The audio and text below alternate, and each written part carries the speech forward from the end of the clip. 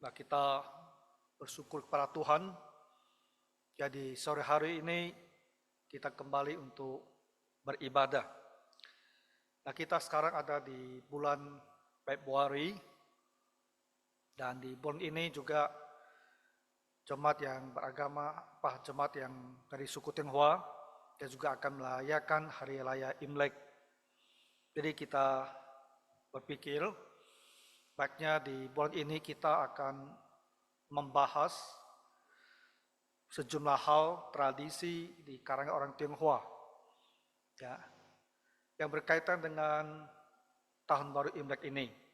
Dan kita lihat apa kata firman Tuhan, ya, di dalam terang Alkitab, terang firman Tuhan, bagaimana kita mengevaluasi ya sejumlah kegiatan di dalam tradisi Imlek ini.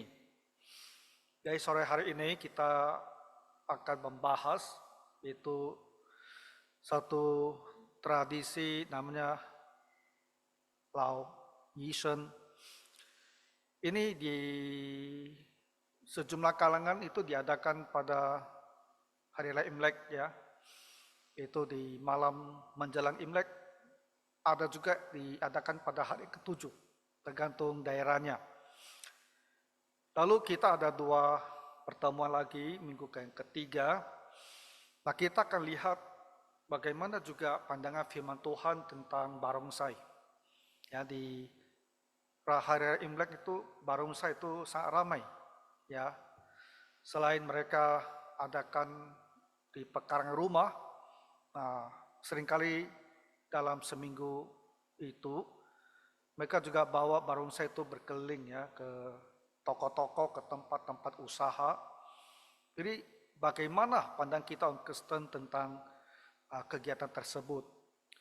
Lalu satu lagi di minggu yang keempat kita akan melihat bagaimana pandangan firman Tuhan tentang zodiak Cina ini, yaitu astrologinya.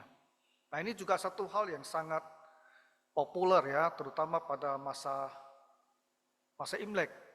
Jadi kalau kita ikutin ya, televisi di malam Imlek itu selalu ada orang atau tokoh-tokoh mereka itu yang akan tampil, lalu akan menjelaskan tentang makna ya ke-12 tanda, ke-12 binatang itu di tahun yang baru ini. Dan kemungkinan besar orang Kristen itu juga mendengarkan, dan khawatirnya adalah ada yang mungkin juga berpikir ya, apa yang ditafsirkan itu mungkinlah itu yang kira-kira akan terjadi pada mereka ya, di dalam tahun yang baru ini. Nah, jadi 3 topik ini yaitu Lao Yishen dan barongsai, kemudian zodiak China, itu akan kita bahas di bulan Februari ini. Ya, dengan harapan, nah, kita orang Kristen akan mempunyai satu pandangan yang jelas bagaimana kita harus bersikap ya terhadap tradisi-tradisi di kalangan orang Tionghoa pada masa Imlek ini. Nah, sore hari ini yang pertama Lao Yishen. Nah, ini adalah satu kegiatan itu memang asalnya dari Cina ya, di Tiongkok daratan. Tapi di kalangan daerah kita di Asia Tenggara itu dipopulerkan itu di Singapura. Ya, sekitar 5 tahun yang lalu itu mulai dilakukan, dan sekarang sudah berkembang ke Malaysia ya, dan daerah-daerah di Asia Tenggara ya ada orang Tionghoanya, dan Indonesia juga, dan di Batam juga. Ya, di restoran Batam itu juga akan dilakukan Lao Yishen ini ya pada malam Imlek ini. Ini sesuatu hal di mana mereka akan mengiris ya sayur-sayuran terutama ya 7 jenis, 7 warna. Sebetulnya kalau sekedar mengiris sayuran atau buah-buahan ya dan untuk dimakan bersama itu tidak ada masalah. Rojak, pernah makan rojak iris? Ya, rojak iris kan? Nah, rojak iris kan kita makan juga.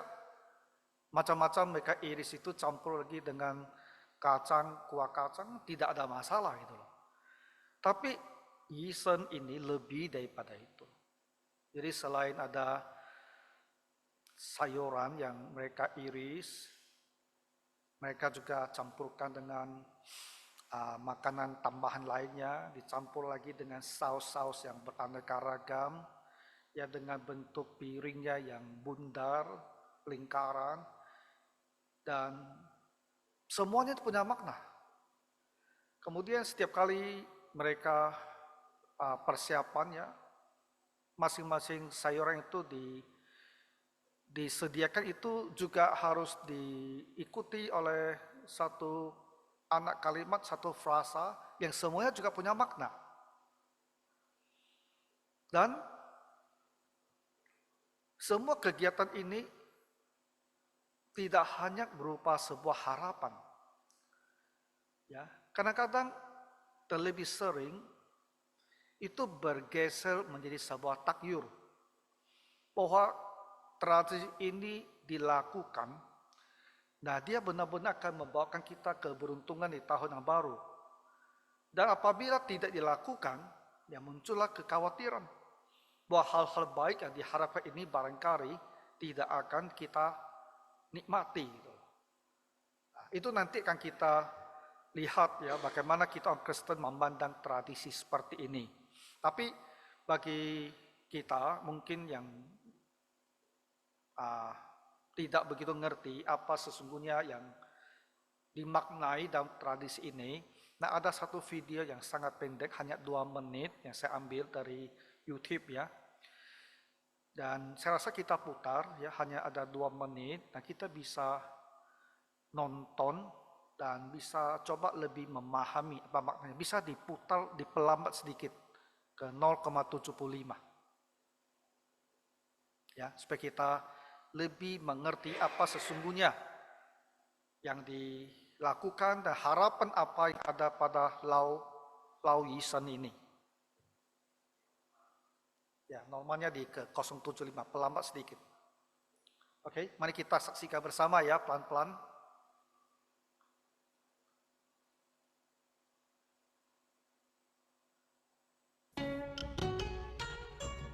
Ever wondered what each of these ingredients represents? Yisang, a Chinese New Year staple that has become a loud centerpiece of the festive season. The tradition of Losang, a prosperity toss, is said to be an 80-year-old Malaysian-born practice. The Cantonese dish, passed on for generations, symbolizes prosperity, success, and happiness. But what exactly are you lo-heiing from this vibrant plate? Here's Yisang 101.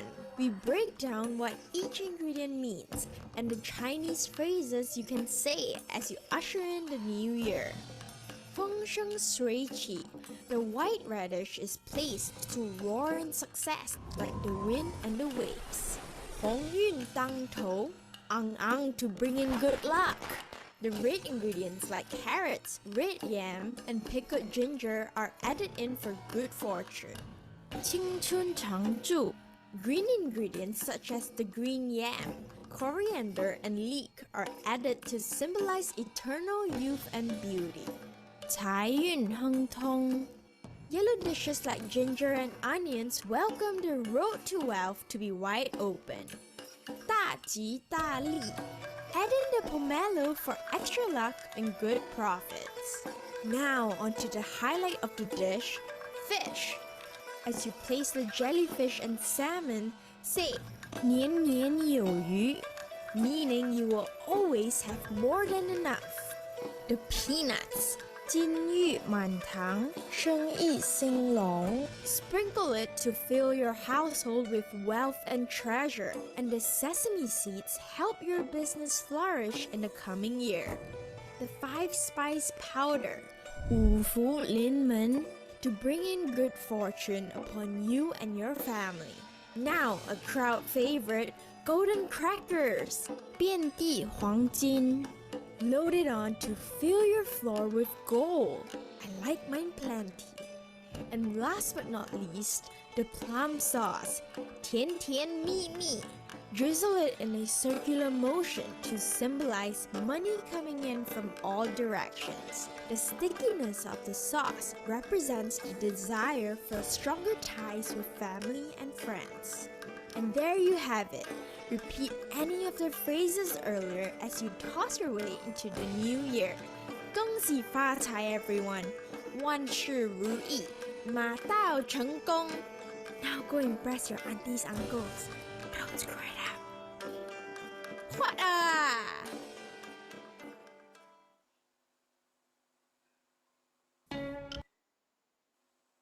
Nah, jadi Bapak Ibu, saya rasa dalam video yang pendek ini kita bisa mendapatkan satu gambaran ya bahwa di dalam tradisi ini mengandung begitu banyak pengharapan.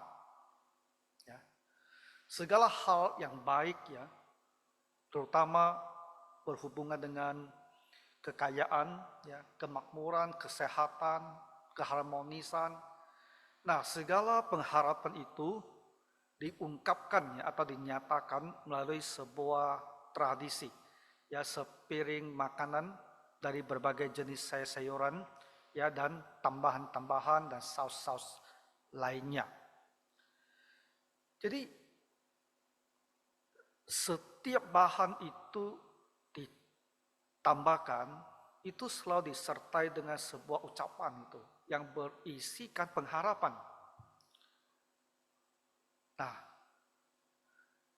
kita sekarang berpikir ya, ketika orang-orang Tionghoa ini ikut di dalam acara tersebut ya, sesungguhnya apa yang mereka pikirkan? Nah, mungkin ya saya rasa, mungkin ada orang yang menghadiri makan malam, reunion dinner ini, dan mereka tidak berpikir apa-apa. Tapi kan di situ ada disediakan menu ini, dan semua pada ikut yang mengangkat campuran tersebut, ya dia sekedar ikut-ikutan. Mungkin ada orang yang hadir sekedar begitu saja, tanpa dia memaknai lebih daripada itu. Sebuah kegiatan, ya karena dilakukan semua orang, ya dia ikut saya lakukan. Tapi saya rasa ada juga orang yang lebih daripada sekedar itu. Ya, ada yang benar-benar menyimpan sebuah harapan. Ya, dia ingin bahwa di tahun yang baru, tahun ini tahun naga kan, dragon ya. Dia berpikir di tahun ini saya benar-benar berharap ya bahwa usahanya akan berjalan lancar sehingga emas dan perak itu akan masuk ya. Hidupnya akan manis sekali, harmonis sekali dalam rumah tangga, dalam hubungan dengan semua orang. Berharap bahwa kesehatannya tahun ini mungkin akan baik, lebih sehat, bahkan sangat sehat. Begitu banyak yang diharapkan. Saya rasa sebagian orang ketika mereka mengikuti tradisi ini, ada menyimpan harapan di situ. Benar-benar berharap. Nah, harapan ini mereka ungkapkan itu melalui sebuah menu. Nah, bagaimana pandang kita orang Kristen terhadap hal seperti ini? Bapak Ibu, kalau kita sekedar ya berharap mengungkapkan pengharapan, maka sebetulnya cara yang lebih tepat ya itu adalah dengan berdoa. Bukan diungkapkan melalui sebuah menu.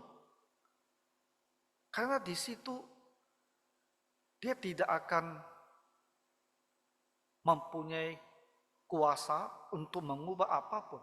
Jadi yang terjadi hanyalah ungkapan harapan kita pada sesuatu yang semua tidak ada. Nah, bagi kita orang Kristen, ketika kita mempunyai pengharapan, ada hal yang kita harapkan. Kalau kita benar di tahun yang baru ini kita berharap ya tubuh kita bisa sembuh dari sakit, ya bisa lebih sehat. Usaha kita bisa lebih menghasilkan. Atau hal-hal yang kita inginkan. Maka caranya itu bukan diungkapkan lewat sebuah menu. Tapi caranya yang tepat adalah kita berlutut dan berdoa. Ya, berdoa kepada Tuhan. Karena Tuhan itu hidup, Tuhan itu ada, dan Tuhan itu ada sumber pertolongan.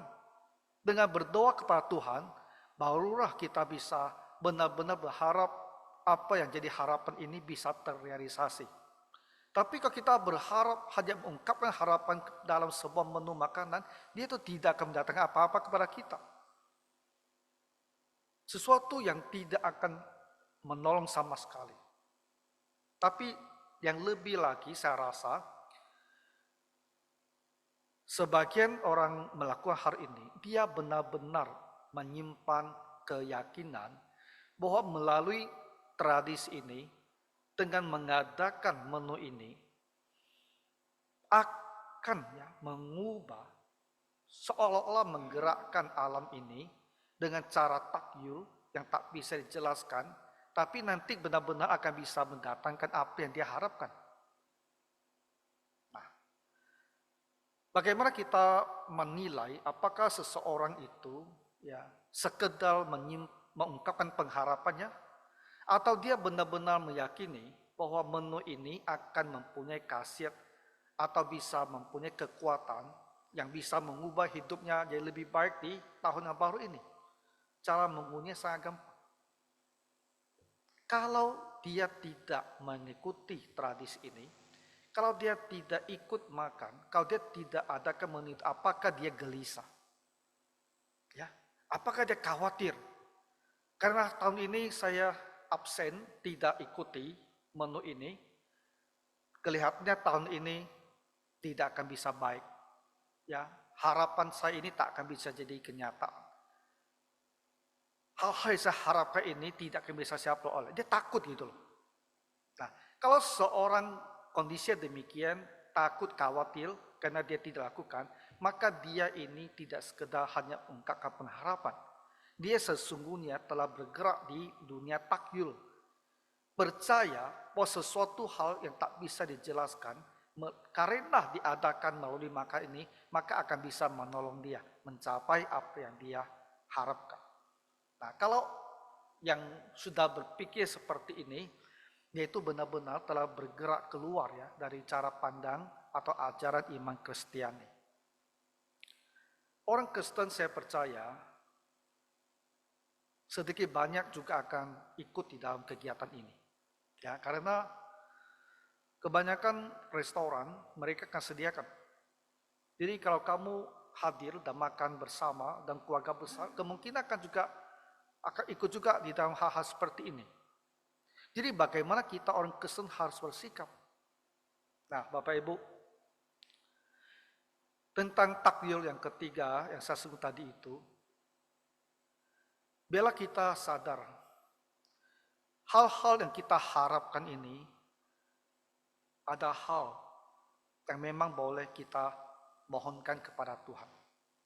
Tapi kepada Tuhanlah kita harus memohon. Ya, bukan berpikir bahwa menu makanan ini mempunyai kekuatan gaib yang dengan cara yang tak bisa kita selami, dia nantinya akan bisa menolong kita. Cara berpikir tak itu yang harus kita tinggalkan. Yang harus kita yakini adalah pertolongan dan berkat itu datang daripada Tuhan. Jadi tadi kita membaca dari kitab Ulangan pasal ke-28. Tuhan memberikan kita sebuah syarat. Bagaimana caranya orang Kristen itu akan diberkati oleh Tuhan. Apa Ibu? Kita percaya. Ya. Tuhan Allah menciptakan kita manusia tidak bermaksud supaya kita harus di dalam penderitaan. Tuhan ingin hidup kita itu baik. Tapi kita juga mengerti ada cara-cara Tuhan di dalam membangun iman kita. Ada kalanya Tuhan memilih bahwa pengharapan kita ini tidak Tuhan berikan untuk menguji iman kita, untuk mendidik kita di dalam kesabaran, untuk menolong kita bertumbuh di dalam hal-hal kerohanian. Tapi apabila Tuhan pada waktu tertentu dia tidak mempunyai maksud untuk melatih kita di dalam hal-hal tertentu, maka hal-hal baik yang kita mintakan kepada Tuhan itu akan dia berikan.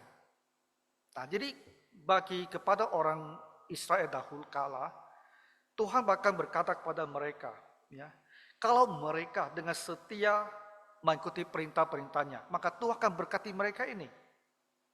Jika engkau baik-baik mendengarkan suara Tuhan, melakukan dengan setia segala perintahnya, maka Tuhan akan mengangkat engkau di atas segala bangsa di bumi. Dan Tuhan akan menjadikan umatnya itu bangsa yang terutama. Ya, maksudnya dibandingkan dengan mereka yang tak mengenal Tuhan, bangsanya itu akan lebih baik. Lalu Tuhan bilang apa? Dia akan memerintah berkat ke atasmu, ya, lumbungmu, segala usahamu akan Tuhan berkati. Ya. Tuhan akan bukakan langit sehingga melimpah berkatnya yang turun kepada kita seperti hujan di atas tanah, memberkati segala pekerjaanmu. Jadi di kitab Ulangan ini Tuhan mengatakan apabila kita setia kepadanya, patuh di dalam firman-Nya, maka Tuhan akan memberikan kita berkat materi ini. Yang pada dasarnya diharapkan ya di dalam lawisan itu. Jadi kita tidak perlu berharap kepada sebuah makanan yang tidak punya sumber pertolongan pada kita. Harapan itu harus disampaikan kepada Tuhan. Dan dengan hidup kita setia kepada Tuhan, maka Tuhanlah yang akan memberikan segala berkat yang kita inginkan ini. Ya, tadi sudah saya ingatkan bahwa dalam situasi yang normal, itulah prinsipnya. Kalau kita setia dan patuh, Tuhan akan berkati kita. Tapi kalau Tuhan mempunyai rencana yang lain, ya, untuk melatih kita, mendidik kita, membentuk karakter iman kita dengan hal tertentu, ya mungkin kita merasa apa yang kita doakan ini belum Tuhan jawab. Tapi kalau Tuhan tidak pada maksud untuk melatih kita, maka janji Tuhan di sini yang akan berlaku. Apa yang kamu mohon, Tuhan akan berikan. Kalau kamu adalah seorang Kristen yang patuh dan setia kepadanya. Nah, jadi daripada kita mengikuti sebuah menu sesuai dengan imajinasi kita sendiri, penuh dengan pengharapan, bahkan percaya dengan mengadakan kegiatan tersebut, dia akan mendatangkan hal-hal yang kita harapkan. Lebih baik kita berharap kepada Tuhan, berdoa kepada Tuhan, dan patuh kepada Tuhan. Dan kita percaya Tuhanlah yang akan melimpahkan kepada kita hal-hal yang kita harapkan ini. Jadi kesimpulannya demikian, bagi kita orang Kristen adalah baik dan harus kita tidak bisa ikut di dalam lawisan ini. Kalau kita ada di satu meja makan dan seolah-olah itu akan dilakukan, ya kita tidak bisa ikut saja. Mungkin kita cukup di situ menyaksikan biar mereka lakukan. Karena kita tidak mau memberikan kesaksian yang salah, seolah-olah kita orang Kristen ya juga berharap ya pada sesuatu yang sifatnya sebegitu takyul. Ya, jadi Tuhan kini menolong kita semua untuk bersikap dengan baik di tahun ini. Mari kita berdoa. Tuhan Bapa Surgawi, bantulah kami untuk menjauhkan diri dari segala kegiatan yang penuh dengan takyul. Tapi biarlah kami berharap hanya kepadamu. Karena Engkaulah Allah hidup yang berkuasa untuk melakukan, mengerjakan segala hal yang kami harapkan. Bantulah kami Tuhan untuk hidup setia dan patuh padamu. Sehingga Tuhan akan memberikan kepada kami semua doa dan permohonan kami. Berkatilah Bapa semua jemaat-Mu ini. Di dalam nama Tuhan Yesus Kristus kami berdoa. Amin.